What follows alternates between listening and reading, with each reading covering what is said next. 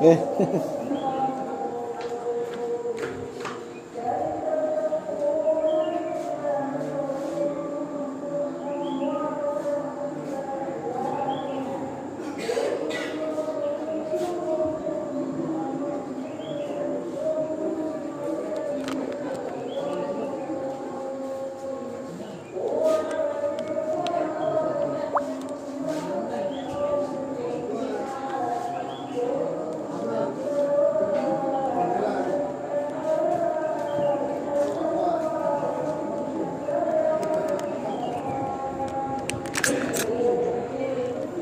lagi ben kenceng iki. Sapa? Iya lah. Kudune dipunjuli kok. 6 berapa toh? Nah iya lah mrono. Lah terus kali ini sama Jar sapa sampean? siapa? Jar sapa sampean? Baik. Terus biaya kan Iya sih dirawat kan nang Jakarta. beri Lah ini tak parani lah kok omahe tutup berarti do mrono kabeh kok nang Jakarta. kan antara jedane kan aslinya Lah iya, iya asline Jawa cuma kabeh nek sing mbukan priye kuwi namane iso. namane Khotib Jawa kan ora Khotib Indonesia kan ora sak desane. Iya. Lah kuwi konone kok do beko kuwi. Lah iya wingi kan Pak tak temoni lah kok tutup. Mungkin do mrono kabeh. Keren.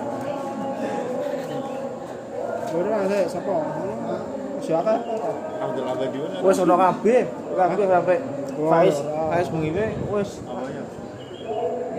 Kabupaten apa sih kabupaten? idulan kok. Iya kebetulan loh. Kadang urun iki sing padha bae ngimamine mbok ya. Iya, sing rada maksudnya reses 66 gitu. Iya. Ya orang ini udah Iya. kota.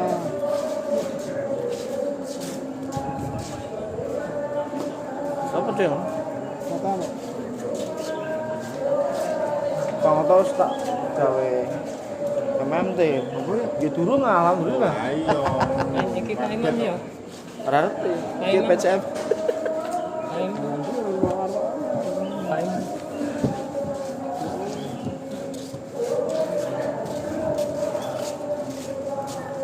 Bapak Sampres anu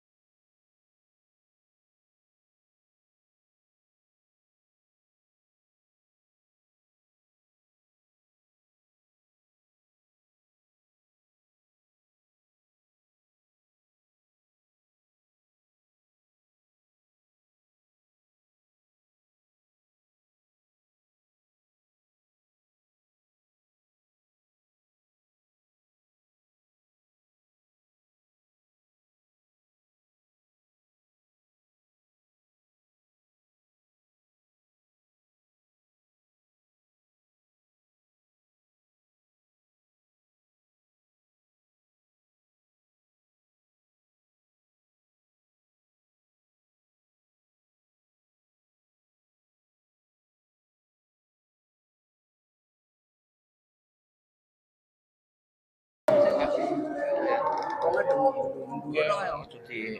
Sekira be, wis. Ora ucul ge. RT kono ki sing mburi-mburi to mburi. Aku nak Pak apa Pak Dukuran ora.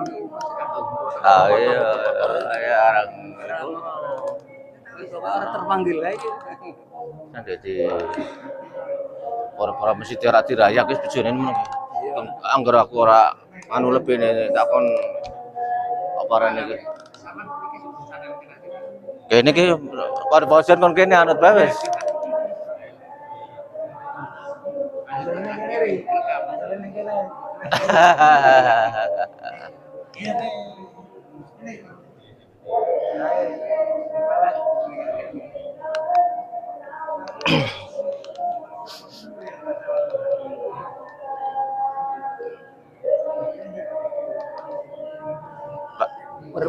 Muhammadiyah berkemajuan tapi nyamarane kemunduran gitu. Biar kemajuan dia kayak wong cilik-cilik kaya nyong enggak karena seolah-olah kita akan Yo, iya mana. orang wong njaluk itu. Yo, sampe tur Kemajuan. tur ora sesuai karo tujuan awal ya zaman Pak Biye. Zaman Biye kan maksudnya tuh pemberdayaan. Ketua sampean. Suku nomor-nomor kaputus MPD kami gak banget jarene padahal urung metune udah bae kaya kok. Cariku pemberdayaan. Wong kono padha bae. Puji coba juga. Kono iki juga yo kono gak baik. Ya nek khotbah yo iya ta wong motor bahasane Indonesia kabeh. Nek nang kopi iki Ya. carane loro Sing angel iki lho kene. retorikane loro bahasa-bahasa sing biasa dicap wong ngono barang kan kok banget. Astagfirullahaladzim.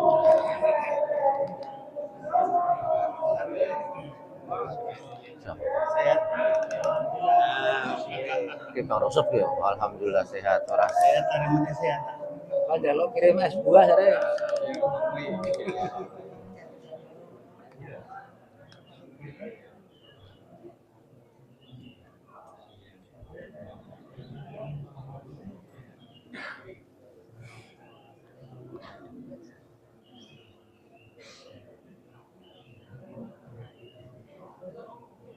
kata wibawa masjid bangunan Nyarok.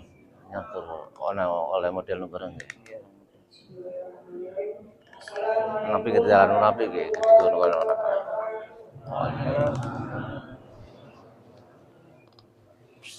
Lawan barang kan.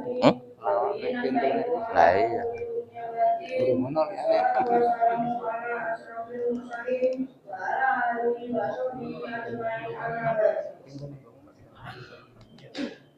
Pada pimpinan cabang Muhammadiyah, kepada Bapak Ibu beserta pria sebelum sabari Ramadan nama Mari. Sama-sama marilah kita panjatkan serta syukur kita atas kehadiran Allah Subhanahu wa taala yang telah memberikan rahmat nikmat serta hidayahnya kepada kita semua sehingga kita semua dapat memiliki acara kemudian minggu sabari Ramadan ini tambah satu wabarakatuh. Salawat serta salam semoga tetap tercurah kepada baginda Nabi Muhammad Sallallahu Alaihi Wasallam beserta keluarga sahabatnya. Semoga melimpah kepada kita sekalian selaku umatnya hingga yaumil kiamat. Setelah itu yang kami hormati, saya di sini sebagai moderator akan membacakan tuntunan acara pada pagi hari ini. Acara yang pertama yaitu pembukaan, yang kedua sambutan, yang ketiga suara ide, yang keempat pengumuman, dan yang kelima penutup. Memasuki acara yang pertama yaitu pembukaan, marilah kita buka kuliah bersama Ramadan pada pagi hari ini dengan membaca basmalah bersama-sama. Bismillahirrahmanirrahim. Masuk acara yang kedua yaitu sambutan. Sambutan dari pimpinan cabang Muhammadiyah Pekalongan yang akan disampaikan Bapak Ustaz Haji Imam Kamaluddin. Padanya mau dapat kami persilakan.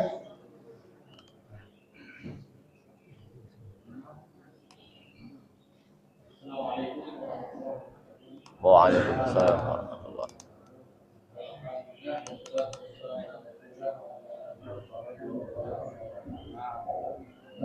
Bapak Ibu yang saya hormati, izinkan pertama yang saya sampaikan berita keuangan pada pertemuan terakhir di Musola kami. Alhamdulillah telah terhimpun sedekah dari panjenengan semua sejumlah 2.700.000 rupiah. Atas terkumpulnya infak sedekah panjenengan dihaturkan terima kasih. Jazakumullah khairan katsiran. Kemudian yang kedua menegasi apa yang sudah disampaikan sebelumnya terkait dengan beberapa hal.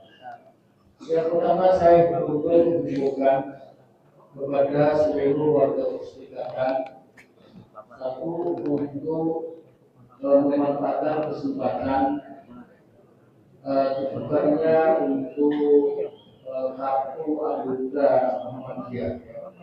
Karena sekarang kita betul ingin mengerti betul warga kita yang sesungguhnya ditandai dengan KTA.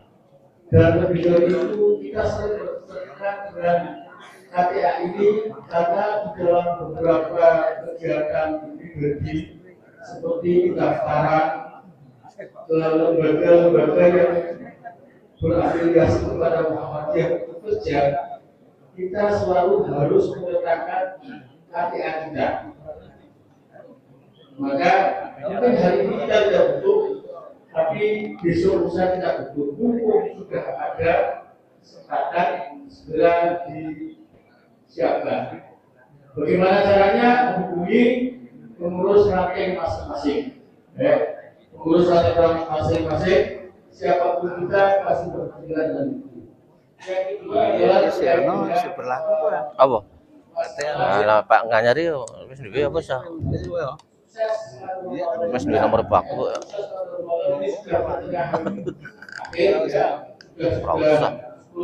Sepuluh hari kedua pertengahan.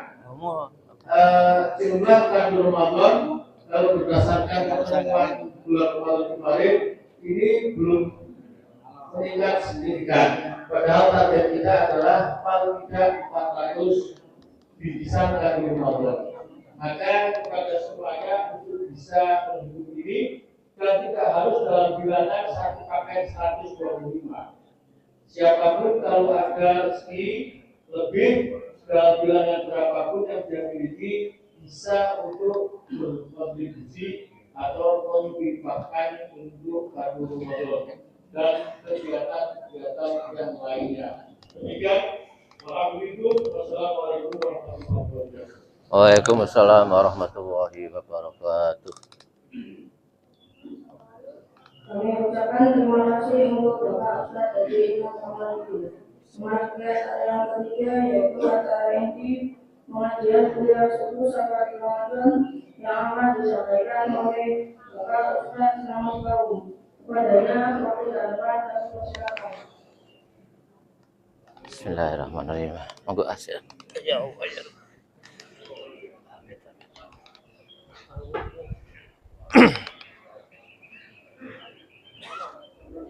Bismillahirrahmanirrahim.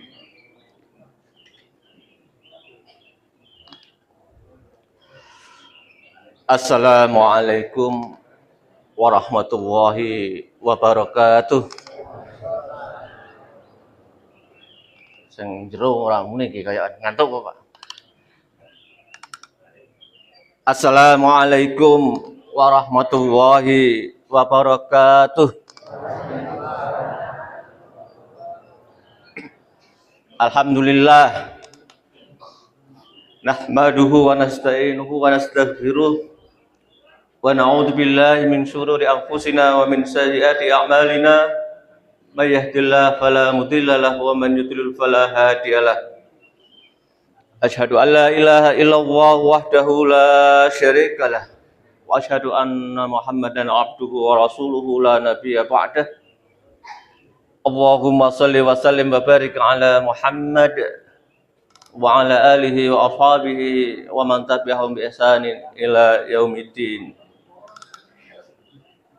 Qala Allah Ta'ala يا أيها الذين آمنوا اتقوا الله حق تقاته ولا تموتن إلا وأنتم مسلمون أما بعد.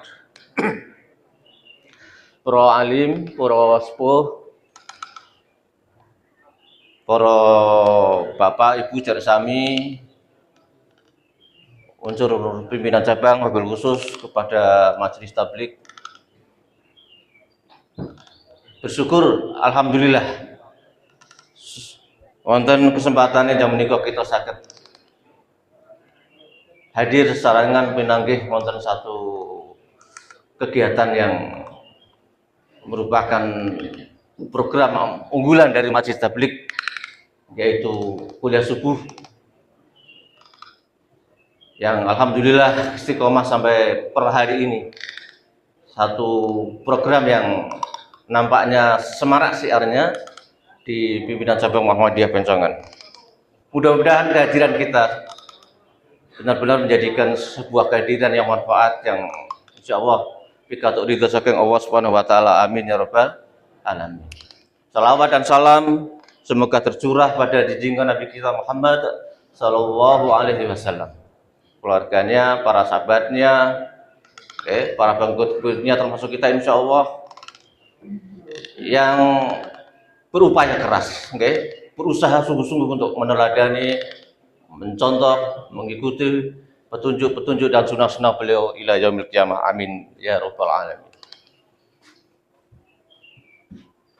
Para sami ingkang kula hormati, saya diberi kesempatan amanah untuk menyampaikan sebuah kajian dengan tema pilihan. Saya terinspirasi sebuah tema dunia dalam pandangan sunnah. Sebenarnya tema ini agak berat, karena ini bagian dari substansi pokok-pokok dari ajaran Islam yang harus diketahui oleh pemeluknya umatnya.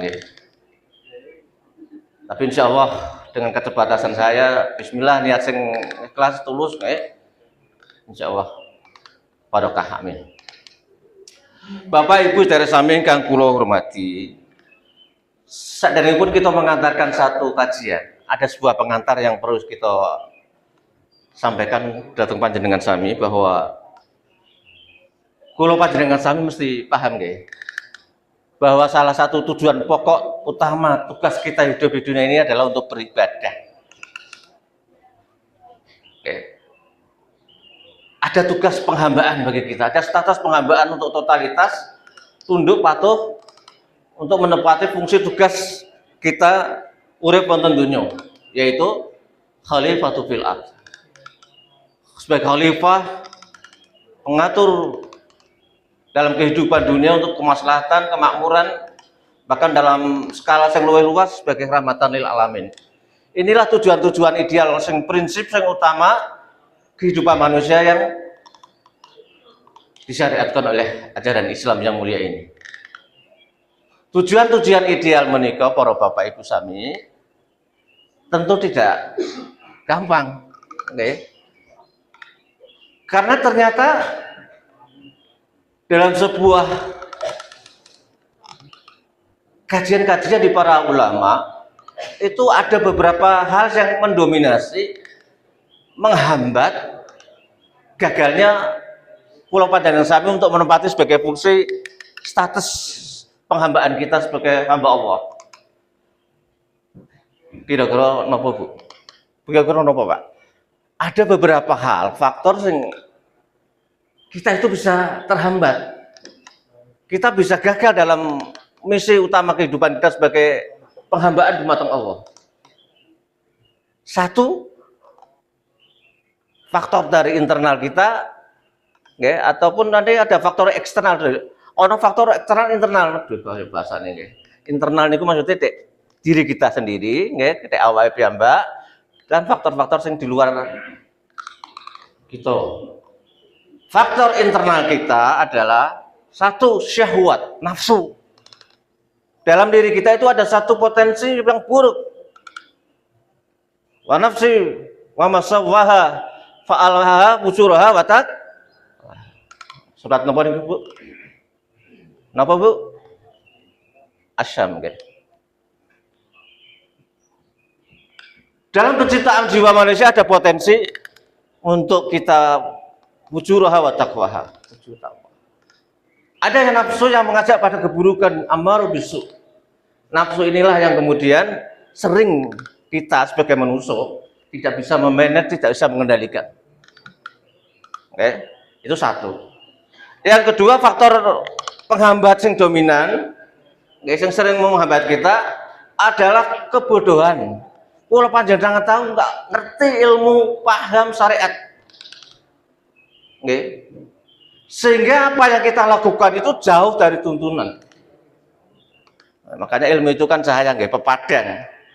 Bagi orang-orang yang punya ilmu, ngerti halal, ngerti haram, ke batil, ke amalan sesuai sunnah, ke bid'ah, itu ngerti, sehingga dia tidak tersesat. Tapi nek wong sing bodoh, jahil, orang ngerti agama, ini faktor internal dan itu penyakit umat. Kon ngaji tuh sungkan, kon belajar, padahal saat ini soal media kayak apa nggih, tinggal ngeleng saja ketemu materi apa, ustadz siapa kayak gitu, lebih mudah harusnya. Tapi kemauan untuk belajar ilmu, memahami tentang aturan tuntunan agama ini kurang. Boleh dibilang kita jahil. Penyakit ini yang kemudian membawa kita pada kegelapan, tersesat. Orang peteng orang benar melakukan dendam. Itu penyakit internal kita, siji syahwat nafsu, kedua adalah ilmu. Bodoh, kita jauh dari ilmu. Kemudian faktor yang keluar kita, di luar kita, itu namanya apa, Bu? Musuh kita itu. Musuh besar kita siapa? Setan. Ini dalam bahasa Al-Quran itu sampai dari belakang, depan, atas, bawah, seluruhnya, dari seluruh sudut hampir setan ini menjadi musuh kita. Pembahasan yang panjang, ini mengantarkan ada. Yang keempat, faktor yang dominan juga, ya kuwi nikmatnya duniawi ya kita ini. Dunia yang indah, yang hijau, yang manis, itu maknanya ini. Hampir-hampir memperdaya kita. Sedikit sekali yang lulus dalam ujian ini. Orang yang tipis imannya dipastikan lengah, lalai, terpedaya, tertipu. Bahkan bahasanya agak keren itu terhipnotis dengan dunia. Karena apa? Saking nikmatnya dunia ini. Oke. Nah ini yang ingin Nun Sewu ingin saya sampaikan dalam kajian ini, dalam karena keterbatasan mungkin kurang sederhana, tapi insya Allah atas dasar dalil-dalil yang ada. Bismillahirrahmanirrahim. Bapak Ibu saudara sami ingkang kula hormati, bicara dunia secara bahasa, dunia ini napa? Dunia itu dalam literatur bahasa Arab itu artinya rendah, hina. Dari aspek bahasa saja kita bisa memahami ini. Tapi dalam pemahaman yang lebih luas kita harus mengerti apa hakikat dunia ini kok. Dunia adalah hakikatnya satu, bahwa apa yang ada di dunia itu hakikatnya punya nilai kesementaraan. Kulluha fanin. Semua yang ada di dunia ini fana, sementara. Orang nang dunia kok abadi itu tidak ada. Termasuk hidup kita. Inna lillahi wa inna ilaihi raji'un. Semua milik Allah dan akan kembali Allah. Sementara. Oke. Saking sementaranya Rasulullah itu memberikan satu gambaran bahwa dunia itu kayak numpang lewat. Mari dunia, kata Rasul. Mari wa dunia, ma'ana wa dunia. Apa artinya dunia? Apa urusan dunia, kata Rasulullah? Karena apa? Innama masali wa amsali dunia. Karena permisalanku dan permisalan dunia itu kamasali raqibi dzalla tahta sajarah. Tsumma rah. Kaya wong mlaku perjalanan kemudian berteduh nang isor wit, nggih, mendhet terus metu ngene. Jadi cuma sebentar berteduh di situ. Rasulullah sampai ekstrimnya begitu apa urusannya dunia kuwi. Wong paling dunia kuwi kaya numpang lewat tok. Sebentar. Ora suwi. Ada ajal kita, ada batas umur. Nah, ini yang mestinya kula panjenengan sami jadi renungan bersama. Oke, jangan sampai manisnya dunia itu kita terhipnotis olehnya. Kesementaraan inilah yang kemudian harusnya menyadarkan kita semua. Oke, apalagi secara sunatullah jelas kita itu akan mati. Dan sebagai orang beriman, nuwun sewu, itu yakin akan kehidupan akhirat. Wabil akhiratihum terhadap kehidupan akhirat yakin. Oke. Orang ragu-ragu sedikit pun tidak ada. Sehingga dia orang beriman akan sangat paham dan yakin bila urip nang donya niku sebuah fase kehidupan sing bukan akhir. Urip mati ya wis bubar ngoten ndak begitu. Sehingga dunia itu menjadi tujuan akhir. Yang penting nang donya seneng wis lah. Cari happy, cari dunia, cari apa bae kabeh nang donya penting bahagia. Sing jelas ora sangenteni mati sing ora genah. Mau tanya kubur ngono-ngono, jangan-jangan itu dongeng tok. Ora yakin dia. Keimanannya ndak ada. Pada tataran-tataran semacam ini orang menjadi dalam tanda kutip kufur, ingkar dia. Nah, orang yang menyadari sunnatullah dia akan maju pasti paham akan kehidupan ini. Selanjutnya, kehidupan dunia ini dalam sebuah perbandingan yang oleh Rasulullah disebutkan, dibandingkan kehidupan akhirat itu sangat-sangat timpangnya itu jauh berbeda. Rasulullah menjelaskan bahwa perbandingan kehidupan akhirat dan dunia itu seperti kalian mencelupkan jarimu ke air laut, ke lautan. Kemudian diangkat air itu. Fal yang mundur bima yarji. Maka perhatikan apa yang tersisa di situ tertinggal airnya. Jadi dunia karo akhirat itu perbandingannya kenikmatannya adalah kaya kula panjenengan sami ngecelup ke banyu, celup ke jarinya diangkat. Tetesan yang tertinggal air itulah dunia. Jadi kaya tetesan dunia di jari kita karo air laut sangat jauh. Di surat Al-Hajj umumnya nggih. Allah berfirman, "Inna yauman inda rabbik ka'alfin sanat." Sesungguhnya hari di sisi Allah, kehidupan nanti di akhirat itu seperti 1000 tahun. Satu hari di dunia itu 1000 di akhirat, 1000 tahun di akhirat. Bahkan ayat yang lain menjelaskan wa basyiril ladzina amanu wa amilus shalihat anna lahum jannatin tajri min tahtiha al-anhar khalidina fiha abadi. Terus tidak ada putusnya. Inilah kehidupan yang sebenarnya akhirat. Pada tataran orang-orang yang sudah meyakini semacam ini akan sangat memahami cara pandang kehidupannya. Para sami ingkang kula hormati, pada sisi yang lain, Rasulullah Shallallahu Alaihi Wasallam juga menyampaikan satu pernyataan yang cukup menjadi harusnya perhatian kita. Lam yabqa minad dunya illa al-bala wal fitnah. Nang dunia kurang apa pun tidak ada kecuali bala dan fitnah, ujian-ujian hidup. Setiap kita punya sandiwara cerita, sinetron cerita masing-masing. Ada skenario kisah hidup kita masing-masing. Si fulan ono sing duwe masalah ekonomi. Dilalah tahun ini, nggih, beberapa tahun namanya ekonomi kok angel. Nggih. Wes gampangane ada kisah sampai duwe utang, ora iso nyaur. Kemudian nggo kebutuhan pokok semuanya gampangane. Tapi ada sisi orang lain secara ekonomi oke, tapi si fulan dia persoalannya keluarga, nggih. Bojone bener watuke bleker, nggih. Lanange bener watuke blenger. Wis tonton nggih. Utawa bapak ibunya oke bagus. Ya wis didik wis didongake anake. Duh. Sekot-sekot ta Mas ujian.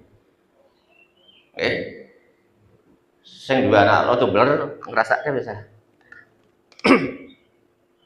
Itulah skenario kehidupan sandiwara panggung. Makanya panggung itu laibun walahun ini. Permainan dan senda gurau kehidupan dunia ini. Berangkat dari aspek-aspek inilah, maka ada sebuah keprihatinan, kekhawatiran Rasulullah untuk menjaga ini. Jangan sampai kita tertipu, terpedaya, sehingga menjerumuskan kita dalam apa ke? Nah, selalu biasanya apa? Menjerumuskan kepada kemaksiatan. Menjelayakan kita melakukan ketaatan sehingga kita menghamba kepada nafsu, menghamba kepada hal-hal yang kesenangan duniawi ya. Kesenangan yang semu, yang sesaat. Nah ini yang kemudian bagi kita menjadi renungan bersama. Tapi nun saya ternyata Allah itu benar-benar sebuah penuh dengan hikmah dalam takdir penentuannya. Pada sisi yang semacam itu, sebagai bentuk ujian dan cobaan, manusia kuwi difitrahkan untuk seneng karo donya. Ini apa? Ono sing ora seneng karo donya, Bu? Pak? Seneng kabeh nggih? Di surat apa itu? Di surat apa? Ali Imran nggih? Sujina linasi hubus syahwatin. Dijadikan indah pada pandangan manusia hubus syahwatin, cinta terhadap syahwat, keinginan-keinginan. Minanisa wanita, nggih. Ono iku urusan wadukan nggih, weru ayu mlodong pripun Bu? Pak, poso apa menggon siji. Makanya nunca wanita-wanita Pak sebelah subuh aja terlalu menor nggih. Aja terlalu tampil sing rada alhamdulillah wis diseket, wis diganu ora ngundang fitnah sah. Wal banin anak-anak nggih. Itu jadi dan harta-harta yang barang yang tadi emas, perak, kuda pilihan, pingin tanah dan simbol kemewahan termasuk pingin jabatan, pingin kekuasaan dan sebagainya. Ini naluri kecenderungan fitrah manusia. Jadi pada sisi yang lain, dunia yang sementara itu, dunia yang menjauh dalam tanda kutip kayak panggung sandiwara, tapi dalam aspek yang lain manusia justru senang dikasih fitrah oleh Allah. Ini sebagai bentuk ujian buat kita semuanya. Nah ini tantangan. Kita termasuk orang-orang yang terjerumus, tergoda, terhipnotis apa enggak? Ini jadi bagian yang perlu jadi muhasabah kita semua. Bapak Ibu saudara sami ingkang kula hormati. Mayoritas manusia di muka bumi ini sibuk karo dunya nggih. Ya cumane wong sing kafir sing pertama kelompok wong kafir sikape jelas. Wong kafir nggih ora iman. Uripe gaya bebas ora peduli ora yakin karo kehidupan akhirat, ora ngono siksa kubur, ora ono alam barzah, ora ngene ono balasan yang melisa ora percaya wis kayak gitu. Sehingga gaya hidup bebas. Di surat apa itu? Walladzina kafaru yatamatta'una wa ya'kuluna. Apa? Kama ya'kulul an'am. Dan orang-orang kafir itu hidupnya ya tamatta'un, bersenang-senang, happy, senang happy, kayak bebas. Orang-orang aturan itu. Orang aturan, norma. Ke halal, ke haram, ke enggak ada sama sekali. Ya dia kejar adalah kepuasan nafsunya. Wa ya'kuluna kama ya'kulul an'am. Dia makan koyo mangane hewan. Jadi gayanya gaya ngebu ngono sekarang. Ora mikir wis. Wong nek uripe kaya kewan ya wis lah. Itulah orang kafir.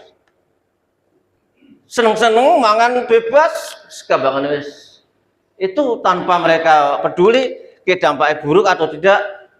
Nah, sedang dalam Islam adalah halalan thayyibah, rezeki yang halal, men berkah, tidak mencari harta dengan mendolimi orang lain, dan sebagainya dan sebagainya. Dari sisi inilah kemudian sampai Rasul mengatakan dunia itu sijnul mukmin wa jannatul kafir. Dunia kuwi apa caranya?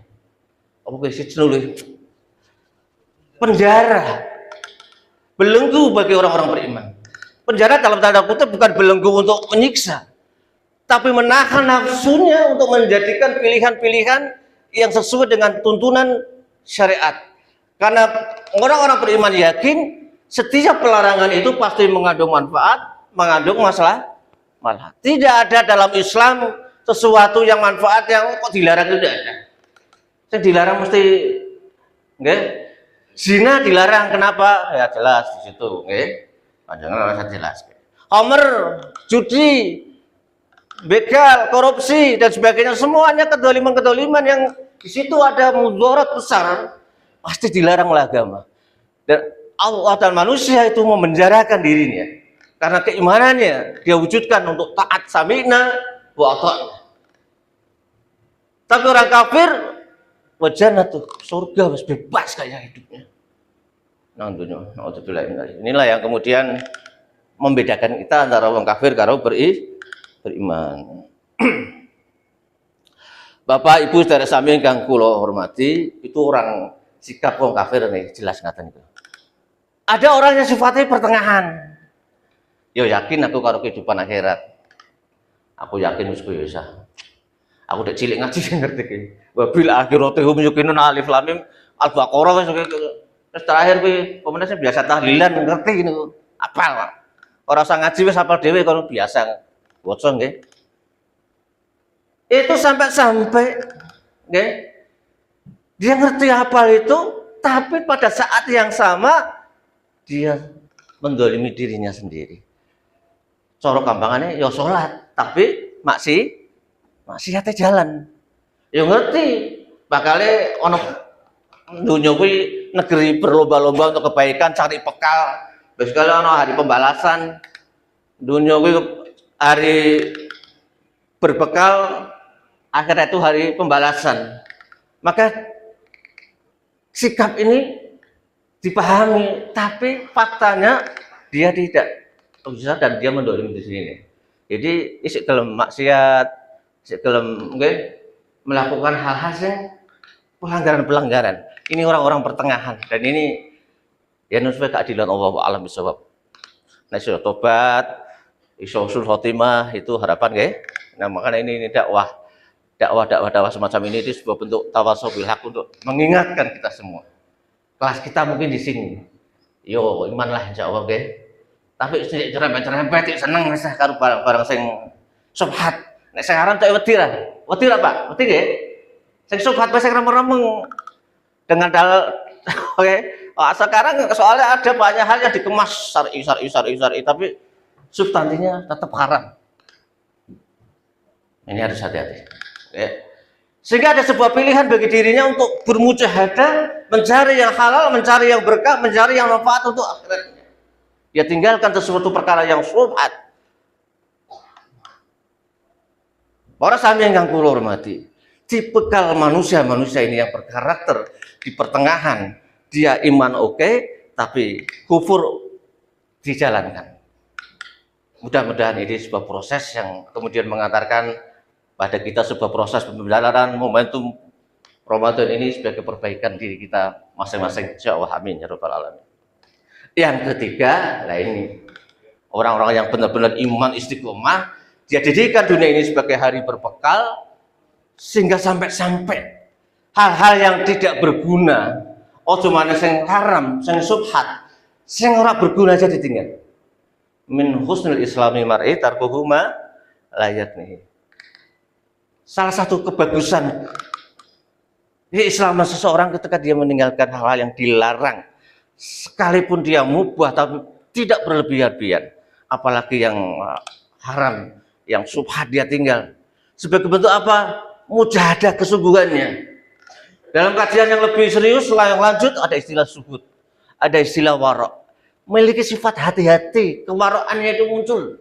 Aku hati-hati menawi pun pernah saya sampaikan ya, pengalaman saya bakul. Ada satu bakul, wongnya pesanggrahan, sayang jangan nggak kenal ibu-ibu. Bayarannya 40.500. Saya pikir dia itu ngenyang 500. Tapi ternyata dia terus pulang dengan omah balik yang pasar maneng. Pak, non saya tadi kurang 500 Pak. Kulo kok orang pernah pikiran nih. Bu lah, ngapunten sing mboten napa-napa sih 500 biasa wong kula pun kelas pun kula kita ngenyang kula matane. Tapi ternyata dalam diri dia terbedik, nek aku mati sik hutang 500. Dia merasa tidak ridho, tidak ikhlas, tidak nyaman, dia di zona yang tidak nyaman. Keimanannya, pernyataannya sederhana, tapi nilai-nilai luhur sebagai bentuk ekspresi keimanannya yang perlu kita hargai. Ini yang Masya Allah, model kayak gini. Padahal kita bisa mikir, pada 40.500 bakul lentek, bakul belanja, umum begininya 40.500, bayar 40 aja, kalau orang sakitnya kita ini wis sabar itu lah, ngatain ya. Tapi orang ini balik lagi sebagai bentuk pertanggungjawaban moralnya. Masya Allah. Para sami ingkang kula hormati. Inilah dalil-dalil yang menjelaskan tentang hakikat dunia, keutamaannya, klasifikasi sikap orang itu menjadi semacam pemikiran kadang mana kula panjenengan sami untuk menyikapi agar hidup itu tidak tidak asal-asalan, tidak sia-sia.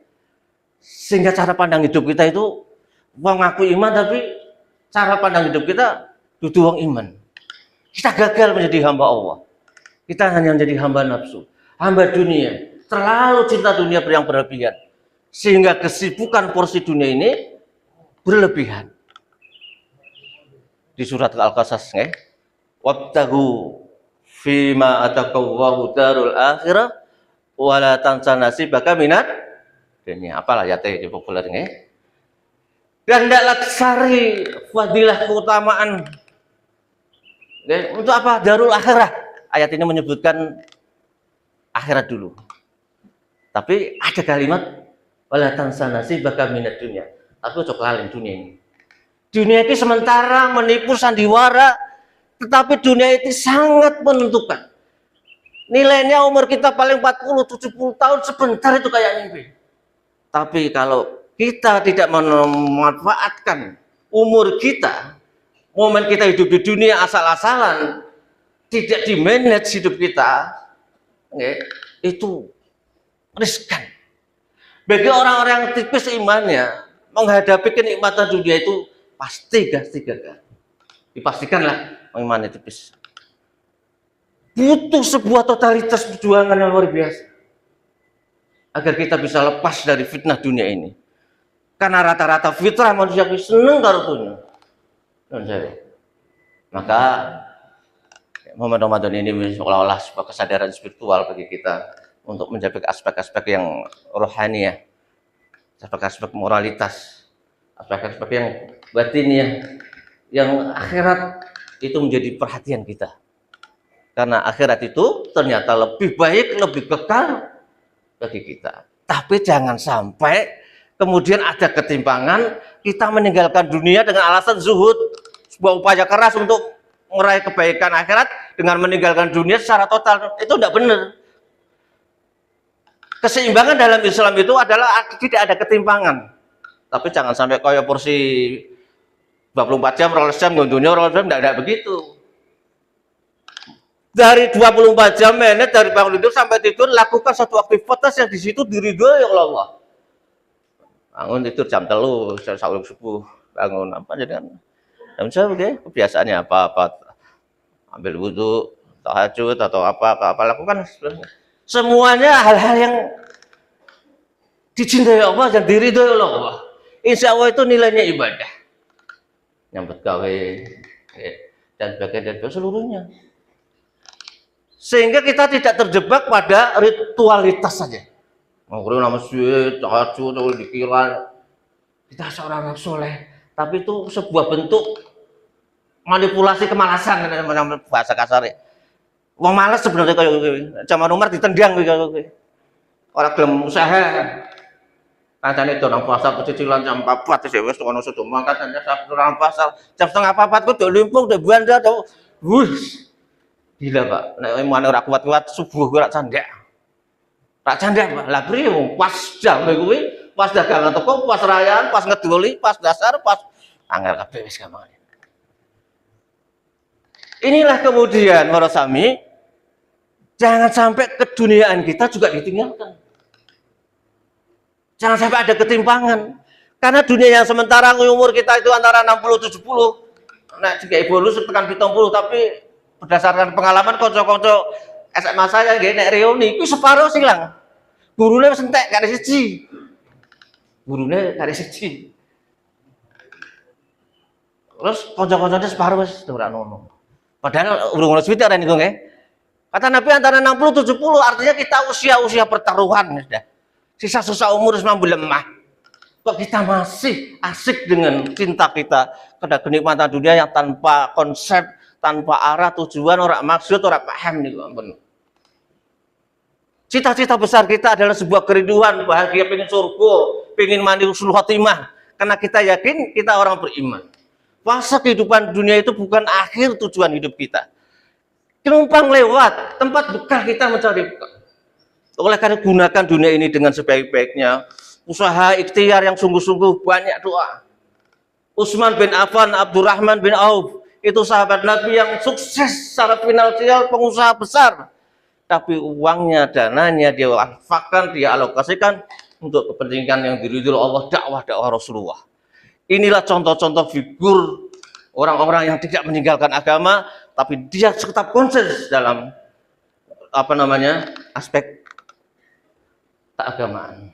Dan inilah profil manusia yang ideal, yang menurut saya kalau kita belajar dari hidup Rasulullah itu tidak boros, hidupnya sederhana, walaupun mungkin kurang apa Rasulullah karena jalur otot ke sahabat-sahabatnya, tapi dia memilih hidup sederhana. Umar bin Khattab, Khalifah juga sederhana dan sebagainya. Pola-pola kehidupan semacam ini adalah sesuai sunnah. Mudah-mudahan sedikit yang saya sampaikan ini menginspirasi kita, sekaligus menjadi refleksi, cermin, potret diri kita masing-masing, kita pada fase apa terhadap cara pandang kehidupan dunia kita. Insya Allah menginspirasi, dan Indonesia ngomong terus oke, makanya ramon tae keron pasar nggih. Aduh. Apabila ada kalimat kata-kata yang kurang pas nyuwun pangapunten, perilaku nggih yang kurang sopan dan sebagainya karena keterbatasan ilmu saya dan sebagainya, sama maaf. Oke. Semoga baik nasrul minallah wa fadlul qalil wa wallahu alam bisawab. Billahi taufiq hidayah. Assalamualaikum warahmatullahi wabarakatuh. Ya Allah ya Rabbi.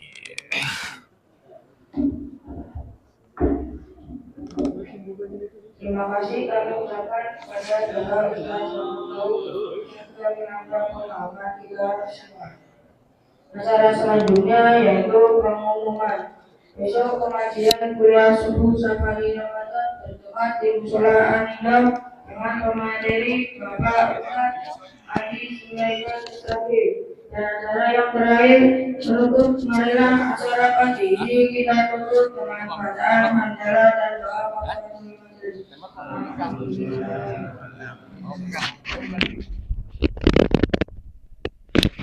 Bluetooth mode.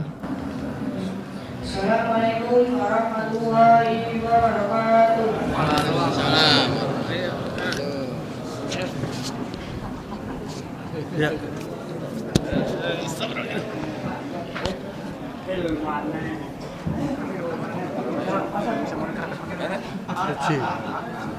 Biasa orang muni.